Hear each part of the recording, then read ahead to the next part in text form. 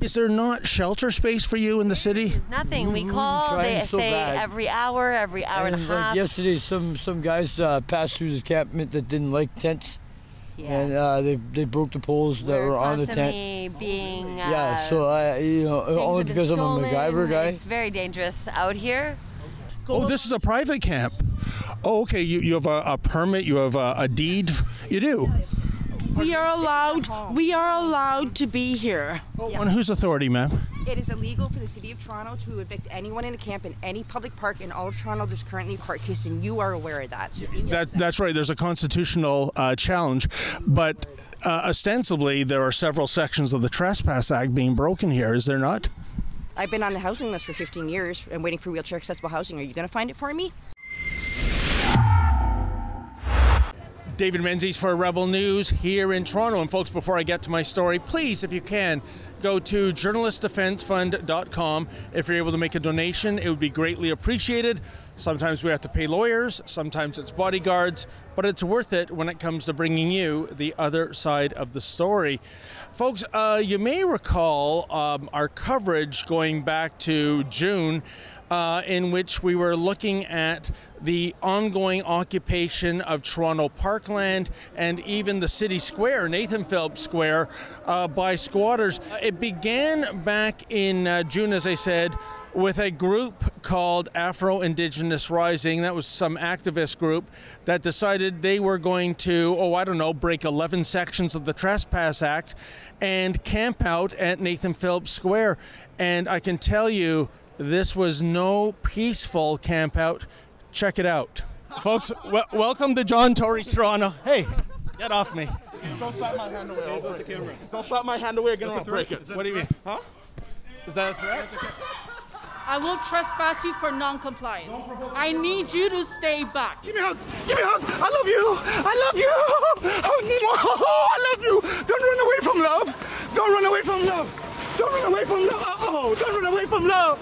Yeah, so that was quite remarkable, especially the idea of City Hall security basically blaming us for being, instigators in terms of practicing journalism, as opposed to the people in the square breaking all those sections of the Trespass Act. Well, I can tell you, after 3 weeks of that nonsense, they were finally removed by police and security. But like whack-a-mole, they just went north in the city and set up camp at Toronto's Dufferin Grove Park.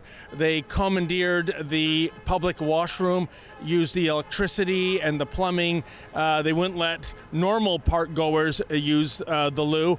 And, finally, after weeks of that nonsense, they were removed. And yes, we went to cover the authorities basically taking out the trash. Oh, I'm sorry, ma'am. I'm just reading your breast. What does that say exactly? It says no justice, no peace. No justice, no peace. No justice, no peace.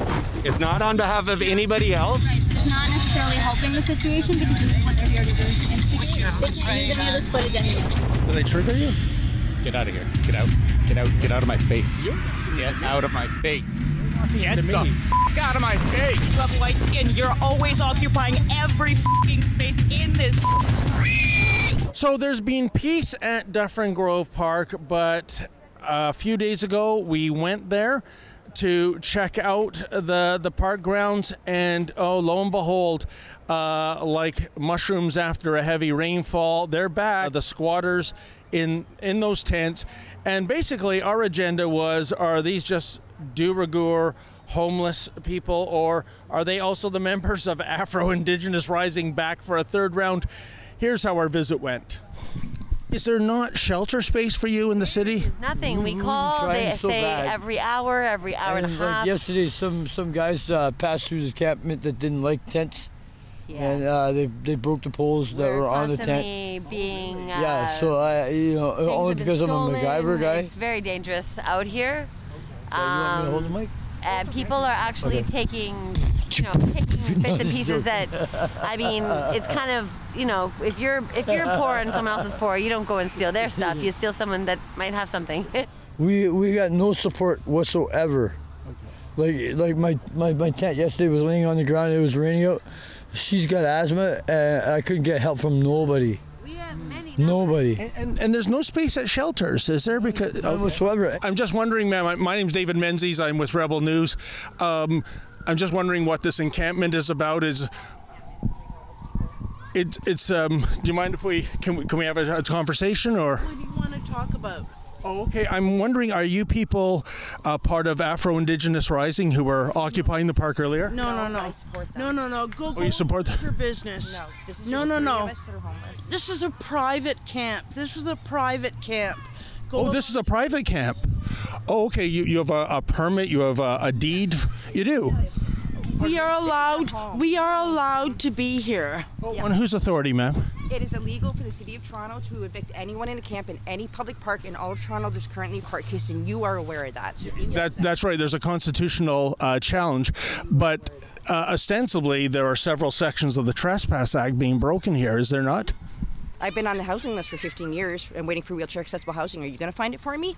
I'm sorry to hear about that wait time, ma'am. I really am. But I mean, I can't go in the shelters because I have myalgic esophagitis. I've had it for 27 years, and that's an autoimmune disease. So you find me housing. Now, folks, I have a happy epilogue to report. Well, not that those squatters have been evicted, but no, a couple of days after our visit to Dufferin Grove Park, Toronto court ruled that, if you can believe it, yes, the city has the right to evict squatters from its parkland.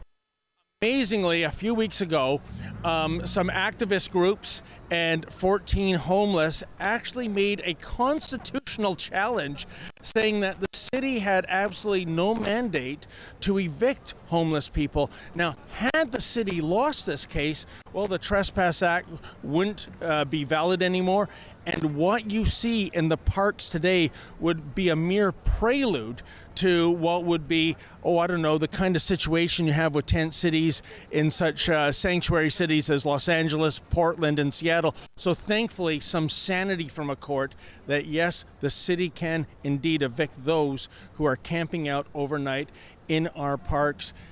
Finally, some sanity when it comes to giving the parks back to honest, law-abiding taxpayers. For Rebel News, I'm David the Menzoid Menzies. Hey folks, if you like us bringing you the other side of the story, please go to journalistdefensefund.com, make a donation so that we can pay our bodyguards and our lawyers to continue bringing the journalism you've grown accustomed to.